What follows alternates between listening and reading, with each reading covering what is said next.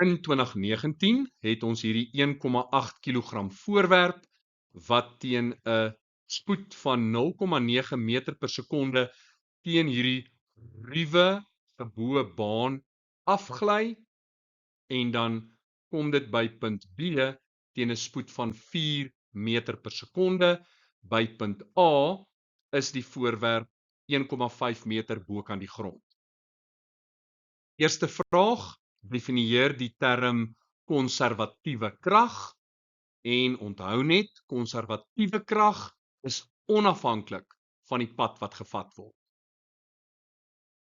Vervolgens wil hulle weet, wat is die konservatiewe krag in hierdie geval wat op die voorwerp inwerk? En dit is natuurlik gravitasiekrag. Nou wil hulle weet, word meganiese energie behou soos wat die voorwerp van punt A na punt B gly? Wel, die antwoord is nee. En die rede daarvoor is dat daar wrywing is. Hierdie oppervlak is 'n ruwe oppervlak. So daar gaan wrywing wees wat ook arbeid verrig. Vervolgens moet ons die gravitasiepotensiële energie by punt A bereken. So die potensiële energie is die massa maal met gravitasieversnelling maal met hoogte.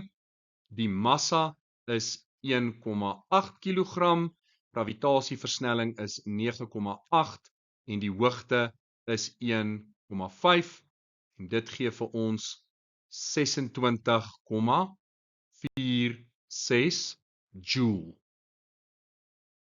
Nou moet ons energiebeginsels gebruik om die arbeid verrig deur wrywing vanaf punt A tot by punt B te bereken. Nou die arbeid verrig deur nie-konservatiewe kragte is gelyk aan die verandering in kinetiese energie plus die verandering in potensiële energie.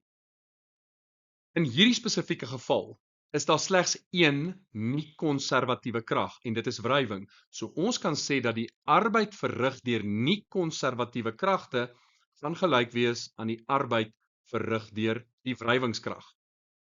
En die verandering in kinetiese energie is half m, die eindspoed gekwadreer, minus die beginspoed gekwadreer, plus die verskil in potensiële energie, gaan die potensiële energie wees by punt B, minus die potensiële energie by punt A.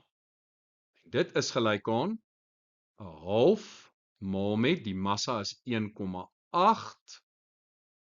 Die spoed aan die einde is 4 meter per sekonde, so dis 4 kwadraat, minus die beginspoed is 0,95 kwadraat, plus, en dan weet ons, by punt B is ons op die grond.